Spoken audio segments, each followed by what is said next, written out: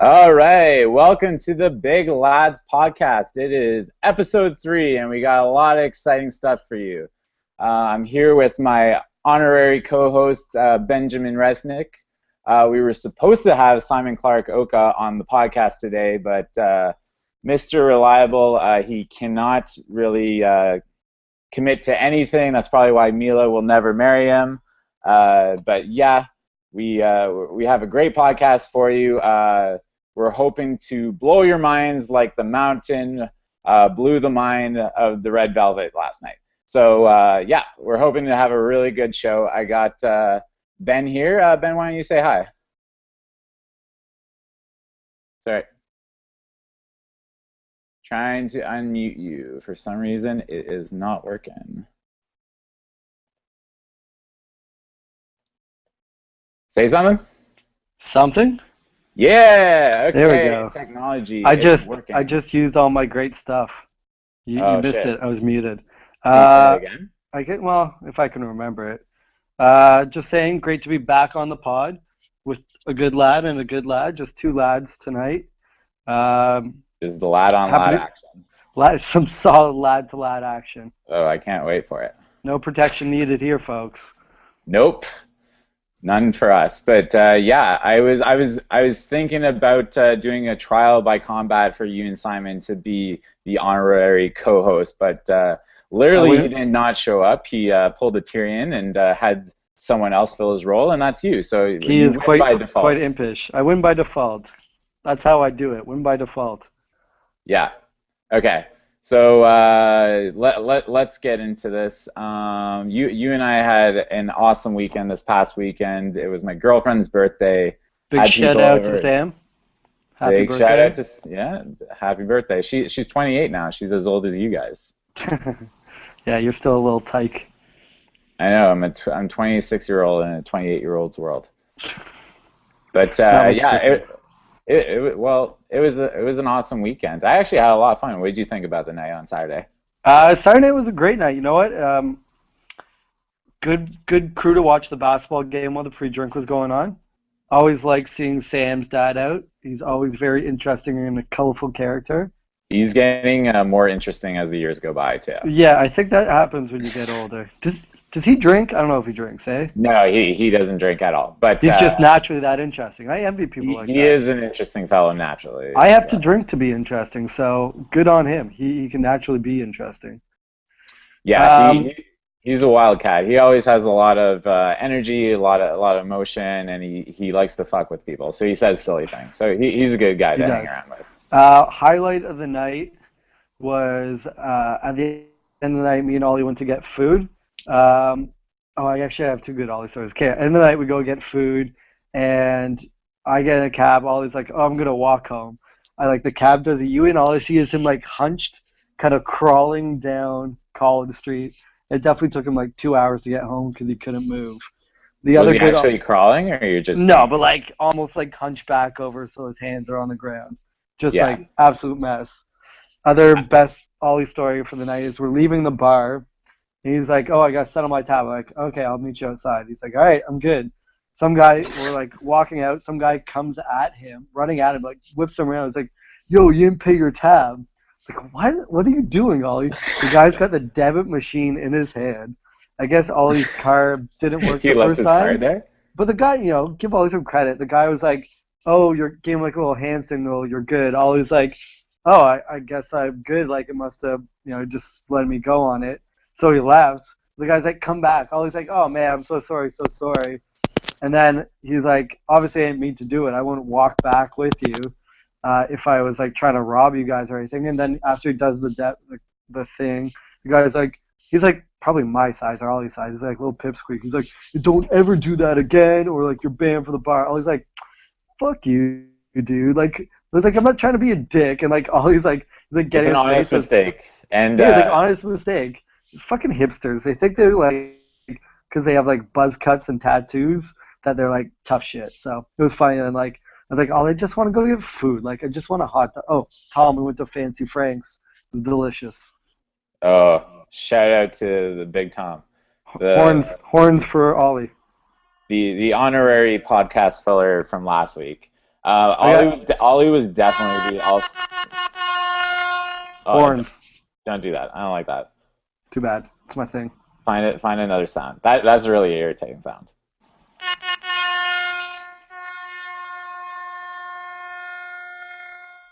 Excuse me. Is this what I get to look forward to every week? Yeah, potentially. Uh, Hey, okay. Ollie was definitely the all-star of the night. Him and Sam were fucked out of their minds, and Yeah. they were stumbling around. I'm surprised we got into the bar. The bouncer at the bar was really cool because Sam was Try and people talk your people way in. spilled beer outside the bar, and Sam was willing to do push-ups and drink the beer off the street, and Oh Ollie yeah. was highly encouraging this. To And drink off the street. I forgot about that. he was like, "Yo, she's gonna do it! Clear the path!" He was like pushing the bouncer that just let him Yeah. into the bar out of the way so that she can get down on the ground and drink beer off the dirt. Getting everyone, So- yo, this chick is totally gonna drink some street beer. yeah, first of all, Sam would never do that, but Ollie and Sam were really into it. And Yeah. I'm glad they had each other that night because I don't think anyone else was on that level. We were messing around with you. Eric was like, keep the music down, trying to be all responsible. And we just kept blaring the music up.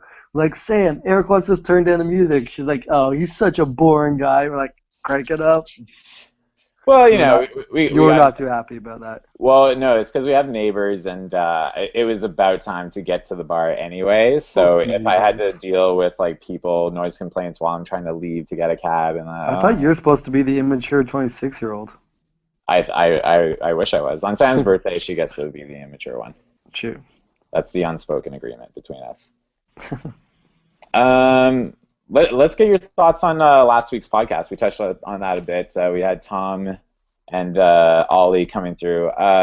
There's things that we learned. Yeah.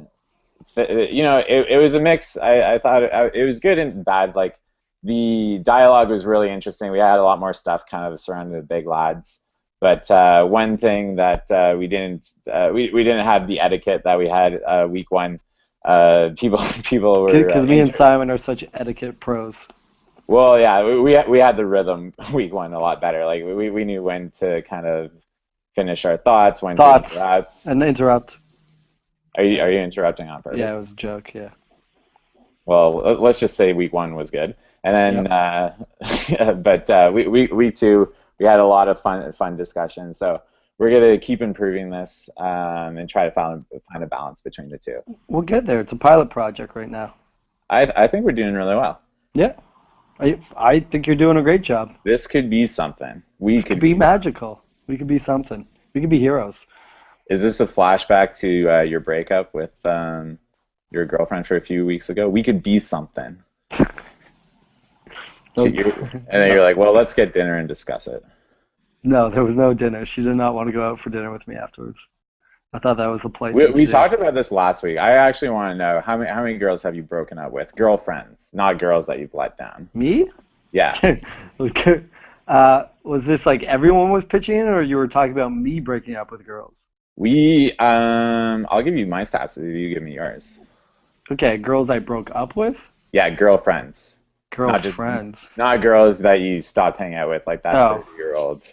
Uh, But girlfriends. um, Because this sounds like a first-time breakup. no, two. The structure Two. was like our first pilot cast. It was that out of order. No, what do you mean? My structure with the break. Well, we're not getting to this, but my number would be, I think, two. Two serious girlfriends I've broken up with, Including this one. including this one. Okay. But I mean, what are you, a breakup pro? No, I'm probably at 4. Okay. 4 or That's- 5. And the crying's part of it, so just letting you know. Thanks, buddy. I mean, it's never fun, right? No one wants to do that. hmm Especially if she's like a nice girl. Like, it's not like she was like anything. She didn't like cheat on me or there was nothing like wrong. It just breakups happen, you know? Yeah. Okay. Like when you broke up with me for Sam. Yeah. Did you There hear was that? a lot of crying on that A one. lot of crying. A lot of crying. Yeah. Too bad there were a lack of tissues. Anyway. So I got a whole agenda here. Let's try to get through it. I want to make this a short podcast. We're gonna call this the Dynasty Cast because Yeah. the Spurs and Heat are in the finals. These are really possibly the two dynasties. Actually, one of the three dynasties, including the Lakers from the 2000s on. And really interesting stories. This whole playoffs, there's been a lot of interesting records that have been broken, a lot of history. So this is probably one of the finals that I've been most excited for in a long time, just because of the storyline for both teams in it. You know, I gotta say, I would agree with you. It is one of the more exciting finals, but I think in the NBA, I don't know why exactly. Maybe because it's such small teams and it's very star-driven, but I feel like in recent history we've been treated to a lot of really good finals. Like I'm trying to think of the last bad finals, and maybe you got to go all the way back to like when the Nets were in the finals. Like I can't really think of one where another team you knew right away they were going to lose. The Heat OKC final was 4-1. That was pretty not good. But even that on paper you thought was cool because you got to see Durant v. LeBron. So it had a good storyline. Yeah, but the paper didn't translate to television. No, not quite. It was a terrible finals. But like on paper, it looked good. But you can tell the flaws in the OKC team. Big ups to the NBA for delivering on the entertainment. Friends of the podcast, the NBA. This whole playoff series has been really good, especially the Western Conference. Even the East had some good surprises. Yeah, I found the Chicago series was kind of boring. Atlanta put in some excitement. Yeah, the Atlanta series was good. The Heat Bobcat series was pretty shitty, and then the Heat Brooklyn series was pretty bad. I thought Indiana was up and down. But I mean, it was a good story. It gave people something to talk about, which is really what they want. Yeah, I was disappointed out of Indiana. I thought they were going to put up a much bigger fight. They had a good start, and then they just couldn't find the same mojo that they had game one. It was really disappointing. It's for that team. It's all in their head. Like I think on paper they have the talent and the makeup to compete with a Miami team. It's just that the team just collapsed, like mentally collapsed, couldn't deal with the weight of the moment. And like I said on the first podcast, I think there's some baby mama drama that took them out of that series. Yeah? I think the women ruined that one. Yeah, they had a good start to the season. It was just kind of down the stretch. They really the wheels fell off that team. It was disappointing because starting the year, they looked like they were the team to beat. And then you see really the Spurs and the Heat pulled it away towards right after the All-Star break. If Hibbert is a guy, that he was at the start of the year, where he's a potential candidate for Defensive Player of the Year, dominating the post, you got to think that they put up they're a much better team and put up a way better game against Miami. But it's these teams got to capitalize on their window. And I hate the theory people keep saying with Indiana that trading Danny Granger was their flaw. The guy never stepped on the floor. Like, it's such a dumb argument. Like, I hate when people reach for like locker room, like just like chintzy locker room stuff like that. Who did they trade him for? For nothing really. It was a salary dump, and then they got Evan Turner, who I'm surprised got no time on the floor. The guy is a good athlete. He's could have helped out in some way. I think I read he got 4 minutes the entire playoffs. Mm-hmm. Yeah, like I think he had problems with Lance Stevenson, and like I think the coaching staff just thought, these are the 5 guys that kind of got us here all season. Like, let's see if we can get the chemistry going again. I think the chemistry kind of changed. Eric, is me blowing in your ear. Oh, you're Lance Stevenson, me?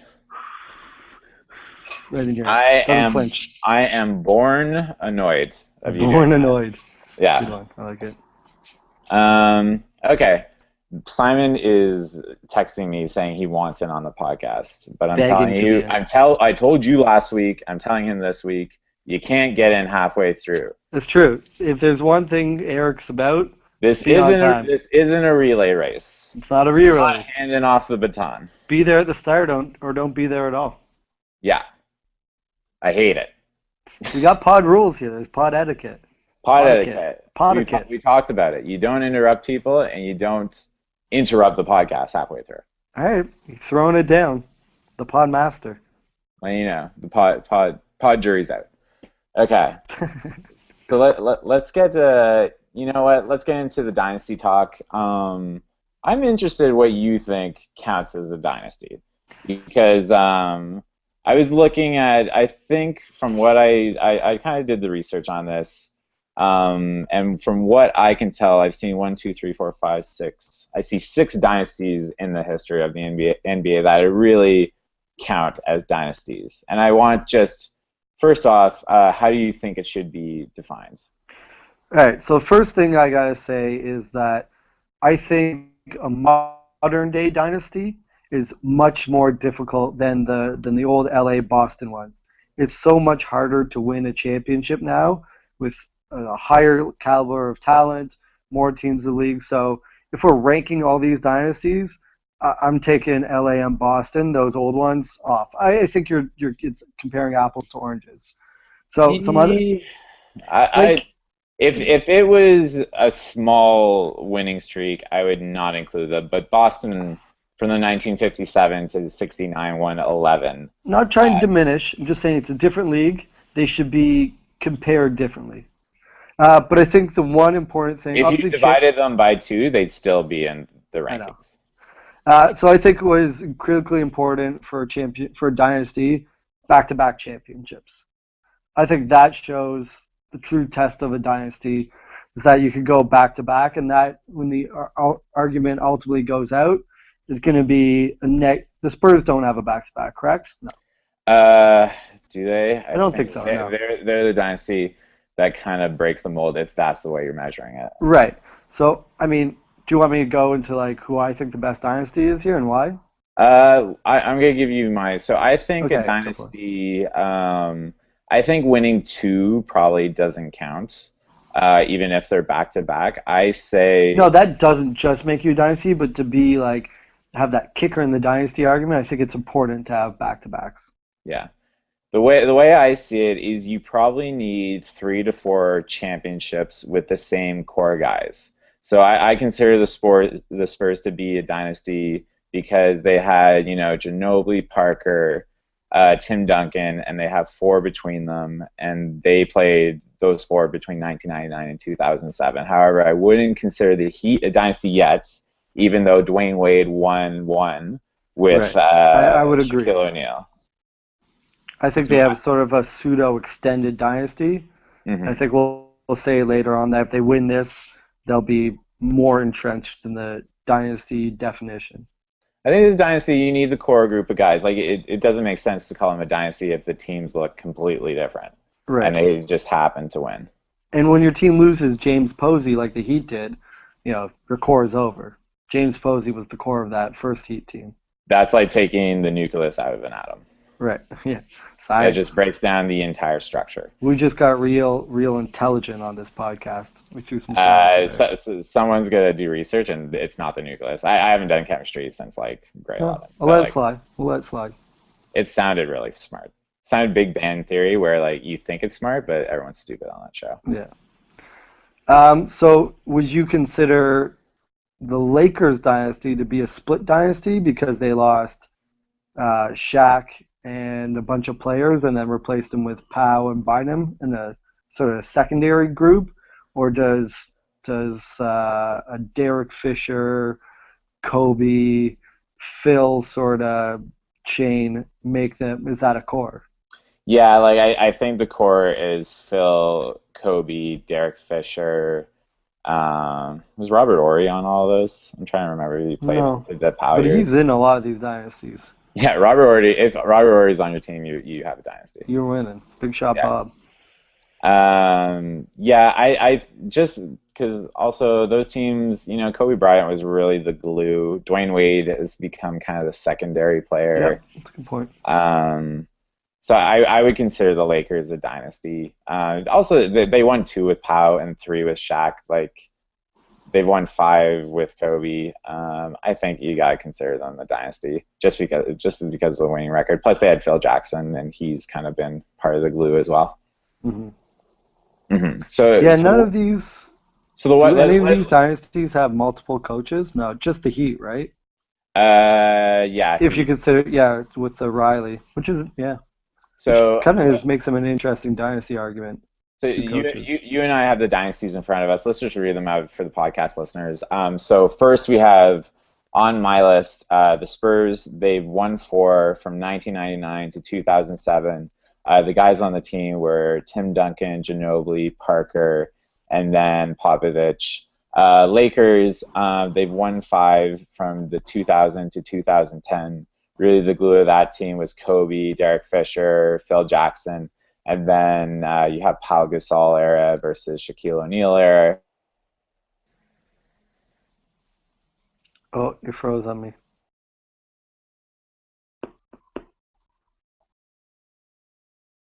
Back to back, and then possibly a third this year. We'll see. Chicago, we have Phil Jackson, Michael Jordan, Scottie Pippen from 91 to 98. They've won six. And then going kind of back into the 80s, I didn't count the Larry Bird Celtics because they only won three. We have Los Angeles, who won six from 80 to 88, Magic Johnson, Kareem Abdul, and Michael Cooper. Then we have Boston from 1957 to 1969, 111 with Bill Russell and Red Auerbach. So I mean, were the only thing I would say that I don't know about you're keeping those birds teams out. They won three plus they were in another championship, correct? So, I mean, I don't count the championships. Making it a championship, I don't think that counts as a dynasty. You got to win. Okay. I respect getting there. Yeah.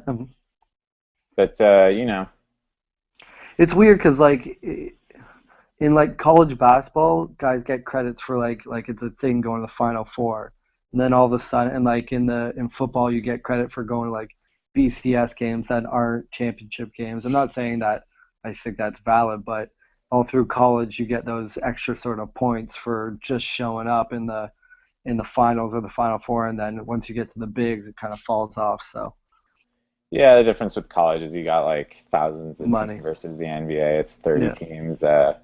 You know, they're professionals. They're paid. You're expected to win. All right. So what's our end game? Are we ranking these? So let's rank. Yeah. So you know what? Let's do this question. Who out of the above dynasties do you think is the best organization? Because we're looking at teams versus the best players of all time. Well, I mean, if it's the As an best, organization, who do you think ranks the top out of those dynasties? if it's the best organization, and we can count just consistently winning and getting to the playoffs and getting to finals and going deep, I would have to say the Spurs. I mean, even before Duncan got there, when it was David Robinson, other than that one losing season where they got Duncan, like you look at those numbers, they were already going deep into playoffs, and then just bringing in Duncan and that core sort of solidified it for them to make a deep, deep run. So if it's organization and just considering that they just haven't slipped in our generation of basketball almost, then I would have to have the Spurs as my number one. Yeah, you know what? I'd have to say the Spurs as well, and for different reasons than you. Like, I take a look at all the people on this list, and the thing that stands out for me is that the Spurs never had a guy who was in the conversation for the MVP of the league at any point in time. Timmy must have won an MVP. Tim? I don't think so. Yeah. Well, you keep talking. I'll look it up. You fact check that. So, the Lakers, Google. 2000 to 2010 had Shaq and Kobe. They were both MVP candidates. The Heat, it's been LeBron James. Chicago is Michael Jordan. Los Angeles in the 80s, it was Kareem Abdul-Jabbar or Magic Johnson. Kareem Abdul-Jabbar? What did I say? I think he's calling Kareem Abdul-Jabbar. Yeah, he was in Aladdin, wasn't he? The evil wizard from Aladdin. And then little did you know about Jafar, mean jump hook. Yeah, he they call him the Cave of Wonders. Sorry for the slip up. And then in Boston, who is it? They have Bill Russell and Red Auerbach. So Bill Russell was all those teams really had an obvious guy who was the MVP candidate. The Spurs really did not. They just had a solid GM coaching that built the team, put the right pieces in place. Fact check. 2001, 2002 NBA MVP for Tim Duncan. Was he the Finals MVP or was he the MVP of the league? He was the MVP of the league. Really? Ooh, 2002, 2003 NBA MVP. Two-time. Oi, my whole argument just fell apart. It's all right. Also 2 times final MVP. And All-Star. Ooh, 3 times final MVP. Tim Duncan, man. Great stats. So, I mean, Oi. if you want to have an argument about underrated players, that's where you start. You know, the guy is so quiet and fundamental that you forget he's a 2-time MVP, 3 times Finals MVP, College Player of the Year, Rookie of the Year. Like, the guy just keeps doing it. You know, keeps ticking, just puts stats up, leads his team. Tim Duncan. He was the MVP that year? That was the Shaq era with the Los Angeles. Can we get that on camera? Wait, I don't even want to look at it. Okay, fine. You're right. So your first point there, the first time we ranked him, it was sort of in terms of organization. If I was to say pure talent and win and streak, I would say Chicago would be my #1 dynasty, just for the way they absolutely destroyed everyone around them, and just doing it consistently year over year with those other modern day dynasties that we're considering in the Spurs, the Lakers, and now the Heat. There wasn't as much consistency in winning over year and year. Being able to go, 7 years, seven championships for the Bulls. The only break was when Jordan left, but it was six. Six? Okay, so that consistency and that domination, I think, would put them in the modern area of dynasties as my #1. Mm-hmm. Okay. And then, you know what? We were talking about Tim Duncan. This might be a good segue. So Tim has set a few records this playoffs. So he has now become the first all-time postseason double-double leader, passing Magic Johnson at 158. I could do it. I could do it. I could beat that record. Is that what you're asking? I'm asking where, we love Tim Duncan. Where do we stack him on all-time power forwards in the league? I mean, he's got to be up there for me just because he excelled at, other than free throw shooting, which has got better in the years past, at every facet of the game, and done it in just a very rudimentary, fundamental sort of way, just going about his business. You look like a guy like Karl Malone, great scoring numbers, but was not necessarily known for many other facets of his defense, and probably couldn't have done it without that great system and that great pick and roll. It's tough when you get into these arguments. Like I didn't see Moses Malone. From what I heard, the guy, I think he had a couple seasons where he was averaging, triple doubles, and obviously, that's. I've never seen the guy, but in my modern era, if I'm picking one guy to go into battle as my power forward, it's going to be Duncan over a guy like KG, because he just, I know what I'm getting from him every single night. It's great fundamental basketball. Mm-hmm. Great, not just good, great fundamental. I think he's the obvious choice if you're just looking at kind of our era of basketball. Really, in my mind, no one really stacks up even close to him. KG is kind of probably second in our era, second. But Moses Malone is still kind of above him in the all-time double-doubles list. He still played the same position, I'm pretty sure. And then Karl Malone is the other only questionable one, and he's never won a championship. So that takes you out of the argument. It's not a hard argument. I don't think there's whole lot of I feel like we're agreeing too much here, Eric. Yeah, we need Simon's wild with the wild card. We need Simon's wild opinions to kind of shake this up a bit. Would we call this the Rational Podcast? We would call this we've lived together before, and maybe we just know not to get on each other's nerves. Yeah, it's true. This is the rooming Do we have any more podcast. point? I can agree with the next. I disagree. Do we have one more point to go over? We have a few more. Okay, I'll make sure I disagree with one. Regarding the Tim Duncan stuff, or just the rest of the pod. Anything else? Do we have one more point to do? Yeah, yeah. So Ginobili, let's talk about. There's tons to talk about, Ben. Okay. It's not bedtime yet. Okay. So we got a few more records set by the Spurs. We got the big three setting the record for the winningest trio in NBA playoff history. They just passed Magic Johnson, Kareem Abdul-Jabbar, and then Michael Cooper at 110. So they have 111 all-time playoff wins, which is huge stat. And then another record that they're closing in on is the all-time wins for trios in NBA history. They just passed Magic Johnson, Kareem, and Cooper at 490, and then the only people above them is Larry Bird, Kevin McHale, and Robert Parrish at 540 wins. So this is really setting Ginobili, Parker, Tim Duncan, those guys as kind of, all-time greats. Obviously, Hall of Famers. Where do we rank them in all-time kind of best trios in the NBA?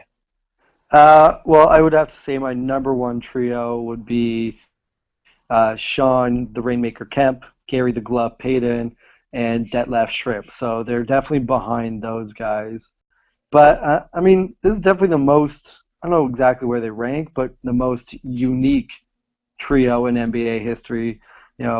One guy who's a late round pick in Parker, Ginobili a second rounder, Duncan, with a bit of an interesting background from the, American Virgin Islands.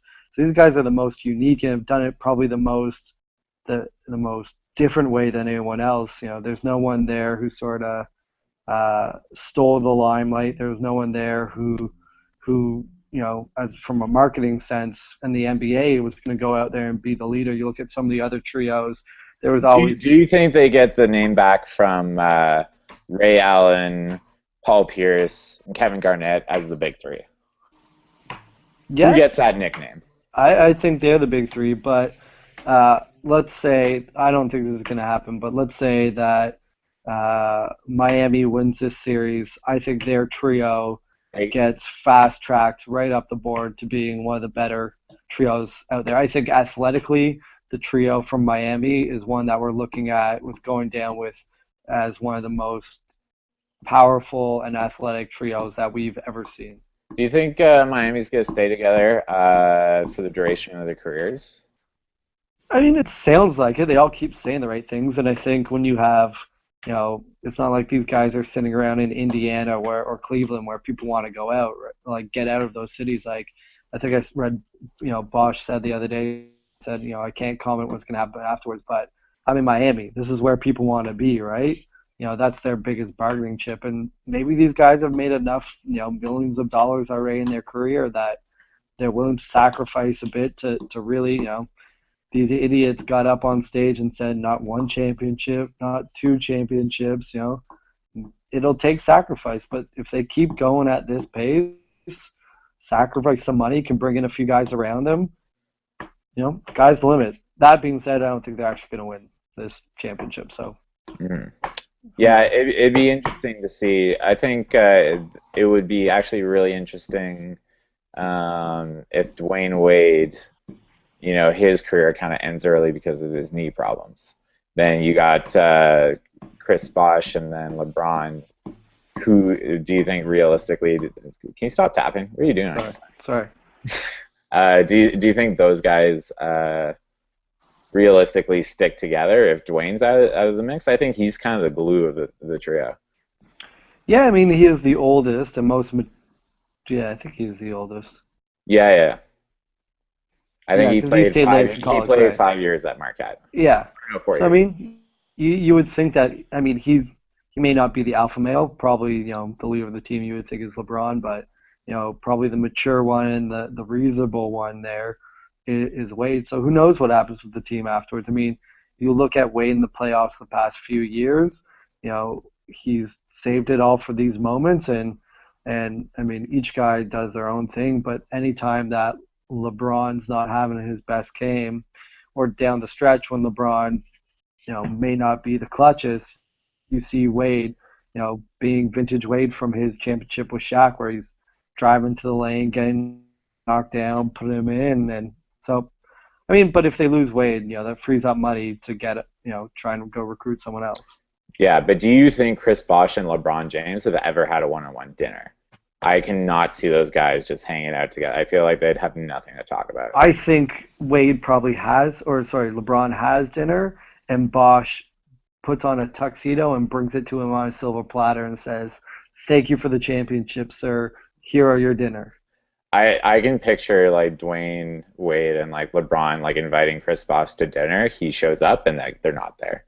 Yeah, they just psych him, or I think he's the one who gets teased a lot out of that three. They make him sit at like a kiddie table next to them, or like yeah. Bosh has to sit in a really small chair where his knees are up in his chest, so he looks. In high school, there's always like the two hot girls and then the not so hot girl who gets to hang out with them. I feel like that's Chris Bosh.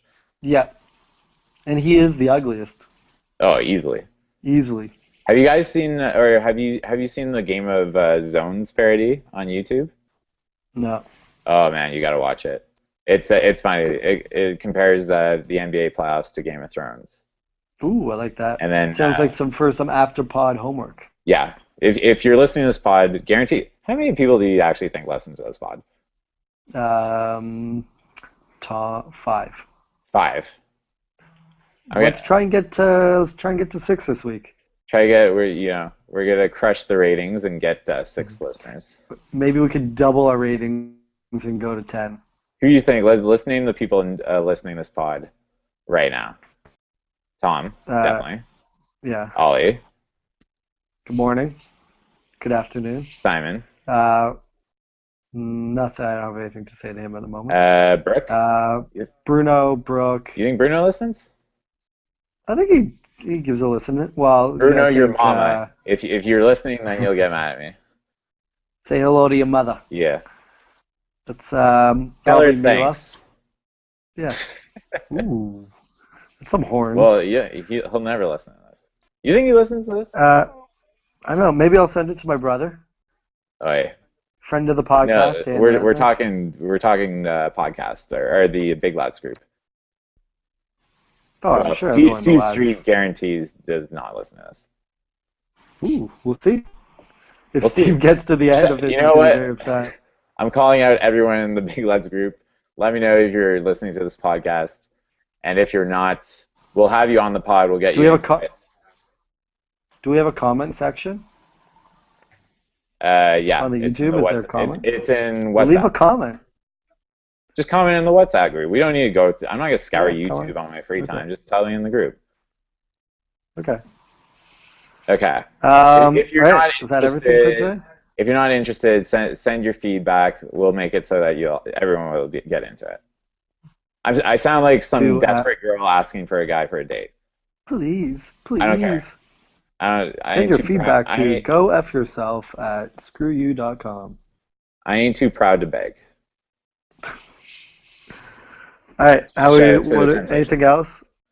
Friends of the podcast, The Temptations. No, I think that's fine. I just wanted to keep it short this week. Keep the content going. It felt like we were adding like a half an hour each time, and it takes me a long time to prepare these things. So yeah. I'm happy keeping it short. This was fun. Simon not being in it, it was more congenial. It's nice to have the conflict though. Yeah, Simon, Captain Conflict. Captain Conflict. So well, I'm happy I won. He was in a housing dispute with his mother. I don't even know his whole life is just so crazy. Yep. Can't relate. I don't get it. Domestic issues. Do you think you'll ever get a job? Just question. Depends job. if you think oh no, never. Never, ever, ever. Like maybe he'll play one on TV though. He is never gonna be an actor. No, I mean like Wait. as an extra. He'll be sitting behind a desk. That'll be the closest one he'll ever have to a real job. How long do you think this modeling thing's gonna last? Well, I never thought he was good looking from the start, so I I think he's think it good could looking, fall but his off. body is getting really out of shape. So Yeah, it's starting to round down in the wrong places. I'm no yeah. modeling agent, but you got to keep it tight. If I was Simon's agent, I would sit him down and say, "Listen, Listen, you bud, gotta hit the gym. got I, to tighten it up. the lines are drying out. I can't get you work anywhere. You really Yeah. you gotta give me something to work with." Well, if you assume that Mila does go into to plastic surgery, maybe she could prolong his modeling career. I thought she was gonna be an OBGYN, which is she can fix his vagina. Ooh, shots fired. Pash. Well, it's Good one. annoying. We were waiting around for him to talk to his mother. This is the worst excuse ever for missing a podcast. Say hello to your mother. Simon's mom, friend of the podcast. Is Friend of she? the pod. Everyone's a friend of the podcast. No. Podcast has enemies. Simon's mom's not one. You clarify, Simon's mom is not an enemy of the podcast, but she, there she's, are enemies of the podcast out there, and we see you. you know what? We see you. She's like, the Vale in Game of Thrones. They're not really involved. They're Yeah, kind of not just involved. they're kind of just in the storyline for no apparent reason. She's the Switzerland of the podcast. Yeah, She's just exactly. neutral. hmm The Vale, Switzerland, Simon's mom, they're all interchangeable to me. All interchangeable. hmm Synonymous. Okay. Well, this was All a right. lovely podcast. Thanks again, Lovely Ben. podcast. You are Co-host. decreed the co-host. I'm not having Simon co-host Co-host. anything. He's lucky if he can get on again. Co-host. Ooh, all right. Sounds good. But yeah, thanks again. This is fun, and we'll do one when I know this has been basketball heavy. We'll start changing up the subjects. I got some We'll get iHeart into DJs. yeah. Give me a little one sentence recap of the Blue Jays game. I would say big game for the Jays tonight. They're showing teams around the league that their win streak wasn't a fluke, that this team actually has talent. And beware baseball. The Jays are coming for you. Okay. That's it. All right. Well, thanks, Ben. It's been an honor doing this with you. Can't wait to do it again next week. Can I try a sign off? Yeah, do one. Night, everyone. And don't forget, you can never hit the ball if you don't take a swing. Is that like a golf thing? Or a tennis thing? No, it's just like a metaphor for life. But what's the Hit the metaphor? music. Hit the music. Golf or tennis? There's only two balls that you swing Baseball. Baseball. at. Oh, that makes sense. Okay. Hit the music.